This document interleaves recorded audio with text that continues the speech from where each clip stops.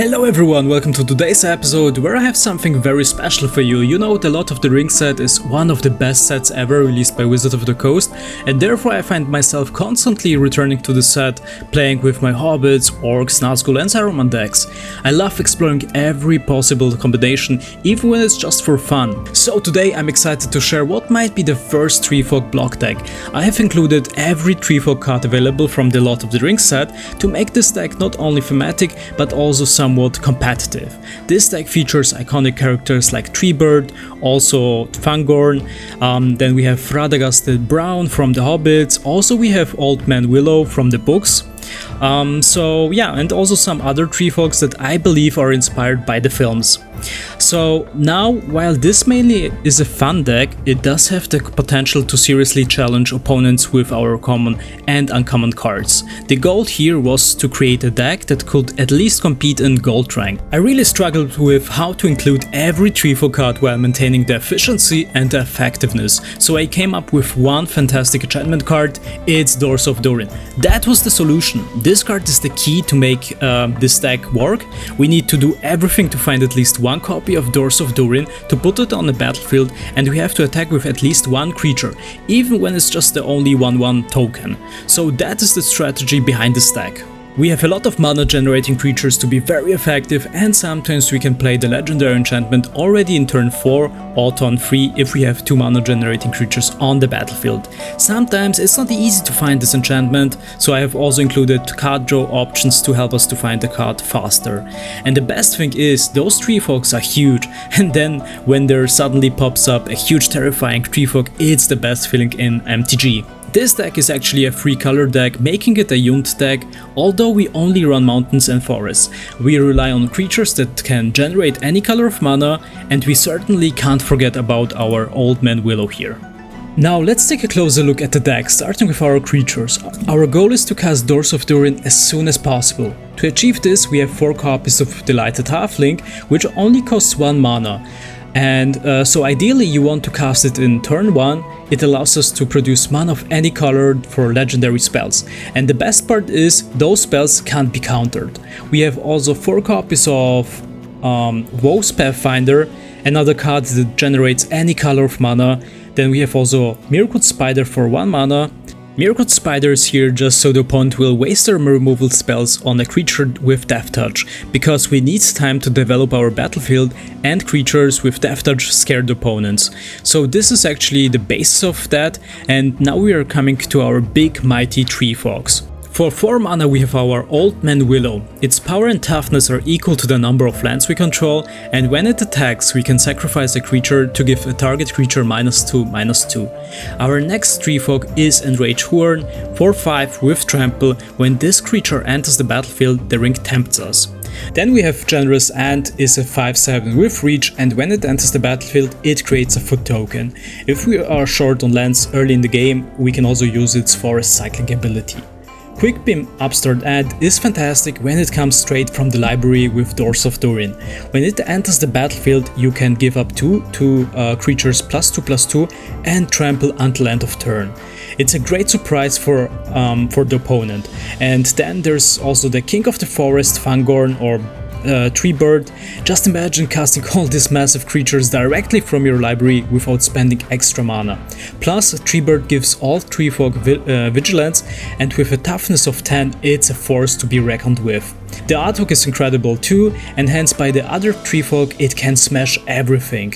Now that is the part where you can be creative. I was playing a lot with Radagast the Brown because it fits also with the Treefolk, and also with Kankra because yeah, also with the Mirkwood Spider and with the nature and with the forest.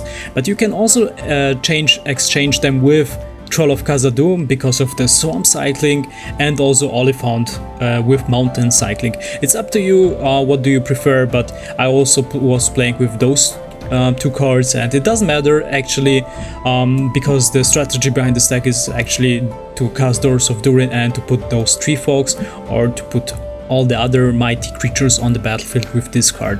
So you can also decide if you prefer Shelob, Child of Ungoliant, or Radagast the Brown, or Troll of Khazad-dûm and Oliphant. Next, let's talk about our sorcery spells. For 1 mana we have many partings. We can search for a basic land and put it in our hand. For 2 mana we have Rayleigh at the Homburg. It's a great addition because either we can cast it later when we have Doors of Durin on the battlefield, so we can just attack with the tokens, because they also have haste, or at the beginning, so we have some blockers. And this card's depiction reminds me also of one of these iconic scenes from the Two Towers, where Eomer, Theoden, Aragorn are chasing the Uruk-hais, who are fleeing into the forest and then being killed by the trees. Quarrel's End also gives us a token creature and we can discard and draw 2 cards, so if we have already enough lands we can discard those, or when we still don't have Doors of Durin, so we have a bigger chance to get our legendary enchantment. Last March of the Ants is very expensive for 8 mana, but we have so many cards that provides us mana, even our Treebeard produces mana. And in this case, draw cards equal to the greatest toughness among creatures you control, then put any number of creatures cards from your hand onto the battlefield. For enchantments, we have here Rising of the Day, gives our creatures haste, and legendary creatures also gets +1/+0, but the haste matters here especially. Spiteful Banditry is a great board wipe that also gives us treasure tokens whenever a creature from the opponent dies. The heart of the stack is of course Doors of Durin. And there is no other card that allows us to cast so huge Treefolk so fast and so easy. So we have just to attack at least with 1 creature, can be also the 1/1 token. Then we scry for 2 and we can put the creature that is on the top of the library straight on the battlefield. Just imagine the reaction of the opponent when they see suddenly a huge Treefolk on the battlefield. And you can see 4/5s, 5/7, 5/6, 4/10. It's just amazing. So, and finally for artifacts we have Palantir of Orthanc. Fits in my opinion good in the stack because on one hand, because of the theme, and on the other hand it's a tool that is used by powerful wizards like Saruman, also Gandalf. And once Saruman was very close to Treebeard, and Gandalf gets it also back in the Two Towers. So yeah, I think it fits, and it costs only 3 mana. We can draw in most cases a card, because when our opponent will mill they will realize, oh okay, this card is very expensive, they will just lose like 6 life points, yeah, 6, maybe even 7 or 5, you can see we have huge cards. So they will just think twice about that. And in total we have here we have 9 mountains, 9 forests and 1 copy of Greyhaven, so in total we have 19 lands. So this is the Treefolk deck and I'm very excited to show you how it works, so yeah, let's play some games. So here we go, I will show you how this deck works, and yeah, let's see how fast we can also cast our Treefolk here with Doors of Durin. So this hand looks pretty good. We have the Delighted Halfling. Turn 1 also we have some, yeah, plenty of lands. Also with Generous End we can do Forest Cycling, that's also a great start.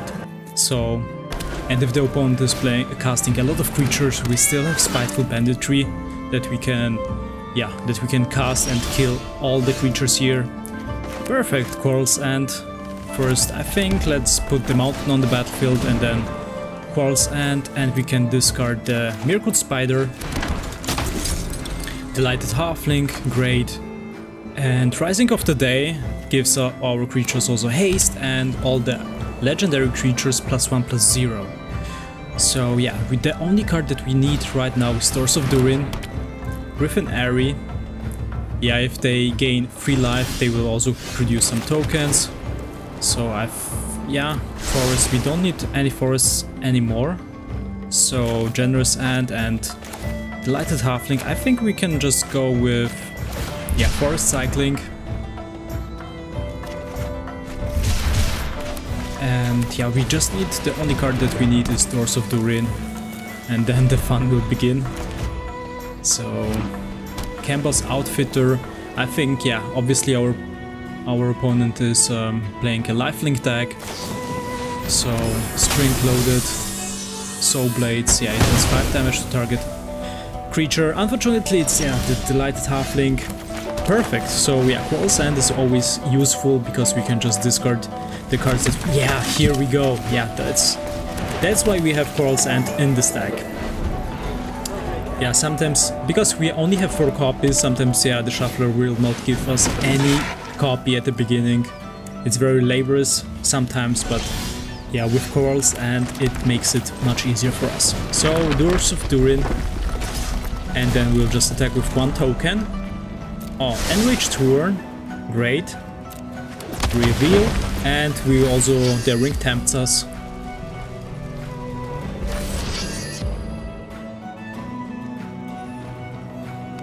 Yeah, Leonine War Leader is also a great card. Whenever this creature attacks, it produces 2 tokens, so yeah. But yeah, we have a lot of Treefolk creatures in the stack, so it means we have also a lot of creatures with trample. So it doesn't matter if those creatures, yeah, will just block. We can just kill them and also do damage to the opponent directly. Yeah, War Leader 6/6, nice. So we can also put another Enraged Horn on the battlefield, but I think first we'll attack. Let's attack with those, actually only with the token.